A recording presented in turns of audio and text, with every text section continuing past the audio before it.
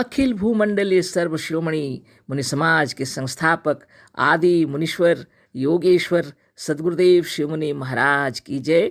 उपस्थित मुनि वृंद, साधु सज्जन वृंद, संत वृंद, साधक वृंद, आध्यात्म ज्ञान के जिज्ञासुओं और प्रेमियों, सभी श्रोता वृंद, आप सबको मेरा कोटिशः नमन, सप्रेम जय जीव।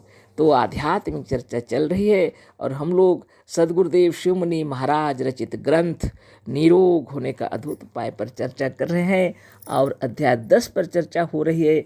जीवनी शक्ति और प्रकृति चिकित्सा इस पर चल रहा है और अभी आज हम लोग आगे पढ़ेंगे। तो थोड़ा कल जहाँ से पढ़े उस चर्चा हुई थी उसको भी थोड़ा पढ़ लेते हैं, है ना।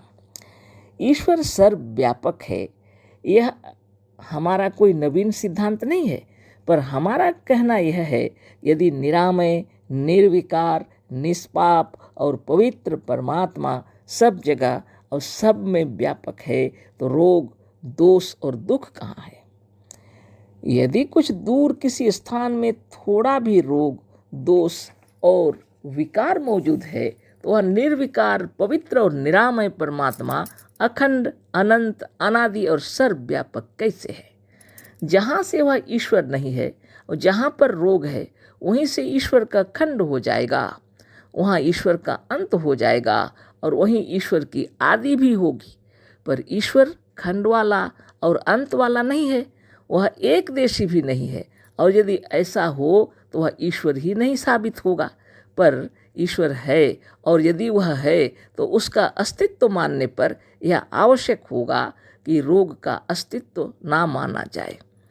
ईश्वर जैसे वास्तव में है उसी तरह से रोग सचमुच और वास्तव में नहीं है। ईश्वर का ईश्वर का अस्तित्व रोग का विरोधी है।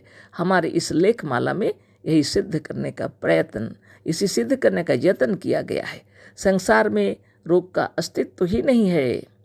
रोग और दोष अज्ञानियों की कल्पनाएं हैं। अपनी ही कल्पना और अज्ञान से मनुष्य व्यर्थ में दुखी हो रहा है। हमने अपनी स्त्री के पैर वाले फोड़े का ऊपर दृष्टांत देकर यह साबित किया है कि अज्ञानवश दुख को बढ़ा लेने पर भी और इस बिगड़ी दशा में यदि सच्चे ज्ञान से काम लिया जाए तो दुख ना हो, पीड़ा ना हो और मनुष्य शीघ्र स्वस्थ हो जाए। फोड़े का यह दृष्टांत दूसरी तरह के रोगों पर भी लागू है। सब रोगों का दृष्टांत देने से यह पुस्तक बढ़ जाएगी, अतः विचारवान पाठकों के लिए थोड़ा सा सहारा पर्याप्त है। अंत में कहना यह है कि जहाँ तक हो सके दवा ना करना ही अच्छा है। रोगों को देखकर डरना नहीं चाहिए। यह रोग नहीं है, प्रकृति का प्रबंध है जो शरीर की सफाई के लिए जीवनी शक्ति द्वारा हुआ करता है, अतः घबराने की आवश्यकता नहीं। प्रकृति स्वयं जीवनी शक्ति की सहायता से जिसे आप रोग कहते हैं उसे दूर कर देगी। जीवनी शक्ति के इन कार्यों का जितना ही अध्ययन कीजिए अत्यंत आश्चर्य होगा। जीवनी शक्ति के इन कार्यों का जितना ही अध्ययन कीजिएगा उतना ही आप निर्भय हो जाएंगे। रोग और मृत्यु स्वयं भी मृतक और रोगी हैं। मृत्यु और रोग में इतनी शक्ति नहीं है कि वह किसी सजीव प्राणी का सामना कर सके, पर इस ज्ञान को जानकर निर्भय होना बहुत ही आवश्यक है। मृत्यु से निर्भय होने के लिए हमारी बनाई हुई पुस्तक शरीर से अमर होने का उपाय देखिए। सद्गुरुदेव शिव मुनि महाराज की जय। तो हम लोगों ने पढ़ा सद्गुरुदेव रचित ग्रंथ निरोग होने का अद्भुत उपाय और हम लोग सद्गुरुदेव बतला रहे हैं ईश्वर सर्वव्यापक है। अगर यह तो कोई नवीन सिद्धांत नहीं है, सभी को मालूम है, सभी कहते हैं। अगर ऐसी बात है तब गुरुदेव कह रहे हैं सद्गुरुदेव, पर हमारा कहना यह है यदि निरामय, निर्विकार, निष्पाप और पवित्र परमात्मा सब जगह और सब में व्यापक है तो रोग, दोष और दुख कहाँ है। दोनों विरोधी बातें हो जाती हैं। अगर ईश्वर सर्वव्यापक है तो सद्गुरुदेव पूछ रहे हैं यह बात है ना, रोग, दोष और दुख कहाँ है। तो ये बहुत बड़ी बात है ना। इस बात को समझा रहे हैं सद्गुरुदेव और ये बहुत सुंदर बात समझा रहे हैं। तत्व से इस बात को समझ लेने पर हम लोग कभी पीड़ित नहीं होंगे। तो आगे इसके विषय में चर्चा करेंगे। तो चर्चा हो चुकी थी कल, तो जहाँ से हम लोग पढ़े हैं वहाँ से अभी करते हैं ना। जहाँ से वह ईश्वर नहीं है और जहाँ पर रोग है वहीं से ईश्वर का खंड हो जाएगा। तो यदि सर्वव्यापक है ईश्वर और सब में विद्यमान है, तो रोग दोष दुख तकलीफ कष्ट पीड़ा ये कहाँ है? यही सदगुरुदेव पूछ रहे हैं ना। तो जहाँ से वह ईश्वर नहीं है और जहाँ पर रोग है वहीं से ईश्वर खंड हो जाएगा। ईश्वर को अखंड नहीं कह सकते, खंडित हो जाएगा, गुरुदेव कह रहे हैं। अगर जहाँ या दूर में किसी के शरीर में कहीं रोग है तो वहाँ क्या ईश्वर व्यापक नहीं है? तो वहाँ से खंड हो जाएगा। अखंड ईश्वर कैसे कहेंगे? सर्वव्यापक भी नहीं कह सकते। अगर वह सर्वव्यापक और अखंड है तो वह अनंत है, अगर है ना, तो फिर क्या रोग दोष दुख तकलीफ विकार ये सब कहाँ रह सकते हैं? नहीं रह सकते हैं। वह निर्विकार पवित्र और निरामय परमात्मा अखंड अनंत अनादि और सर्वव्यापक कैसे है फिर? ये पूछ रहे गुरुदेव, है ना। बहुत बड़ी बात है। हृदय में ये विचार उत्पन्न होना चाहिए सबके हृदय में। पर ईश्वर खंड वाला और अंत वाला नहीं है, वह एक देशी भी नहीं है, और यदि ऐसा हो तो वह ईश्वर ही नहीं साबित होगा। कैसे उसको लोग ईश्वर कहेंगे, है ना? वो साबित ही नहीं होगा, क्योंकि वह सर्वव्यापक है ना। वो निरामय परमात्मा अखंड है। बहुत विचित्र बात हो जाएगी। निर्विकार पवित्र और निरामय परमात्मा है, अनादि है, सर्वव्यापक है, और यदि ऐसा हो गया किसी किसी के शरीर में रोग है, जहाँ से और जहाँ तक रोग है तो वहाँ ईश्वर नहीं है, मतलब हुआ, है ना। तो गुरुदेव कह रहे हैं वहाँ तो खंड हो जाएगा। एक देशी भी नहीं होगा ईश्वर। एक देशी मतलब एक देशी माने हम लोग जैसे शरीर में मानते हैं, है ना, वैसा भी ईश्वर को लोग नहीं मानते हैं, सो सर्वव्यापक मानते हैं, है ना। और ऐसा ईश्वर अगर शरीर में विराज रहे हैं तो शरीर में रोग कैसा हो सकता है? कभी भी नहीं होगा, होना ही नहीं चाहिए। मतलब गुरुदेव हम लोग को समझा रहे हैं, जिसका अस्तित्व हम लोग मान रहे हैं वास्तव में हम अपना भ्रम है ना। वह एक देशी भी नहीं है, और यदि ऐसा हो तो वह ईश्वर ही नहीं साबित होगा। पर ईश्वर है, और यदि वह है तो उसका अस्तित्व मानने पर यह आवश्यक होगा कि रोग का अस्तित्व ना माना जाए।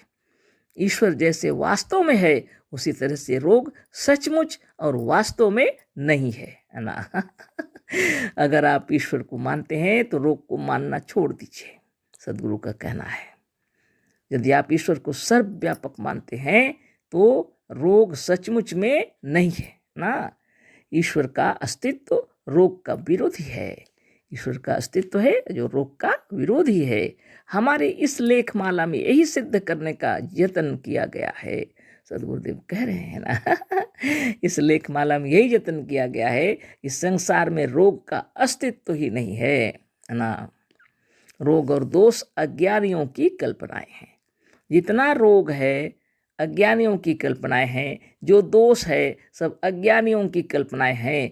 और सदगुरुदेव यही समझा रहे हैं, जितने प्रकार के कार्यकलाप दुनिया में हो रहे हैं और यदि किसी को पीड़ा पहुंचाई जा रही है, सब अज्ञानियों की ही कल्पनाएं हैं। सब कुछ अज्ञानियों की कल्पनाएं हैं।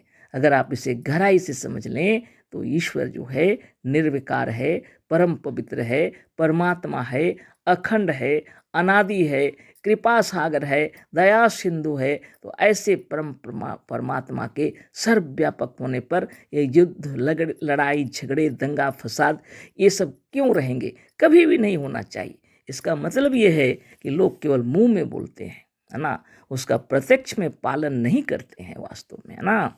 इसीलिए सदगुरुदेव बतला रहे हैं कि शरीर का जो भी है, यह शरीर के अंदर जो कार्यकलाप हो रहे हैं जीवनी शक्ति के द्वारा शरीर को शुद्ध और निर्मल हमेशा साफ सुथरा अच्छा बनाए रहने के लिए हो रहे हैं।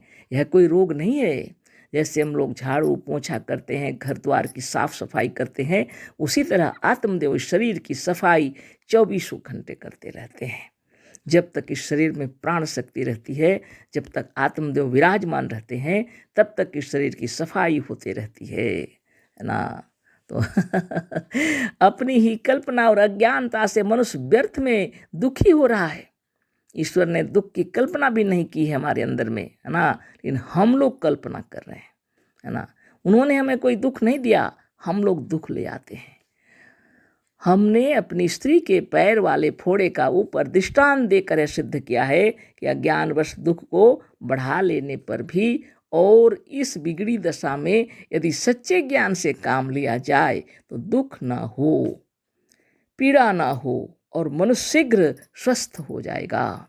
शरीर का कोई भी विकार है तो घबराने के लिए नहीं कह रहे हैं गुरुदेव।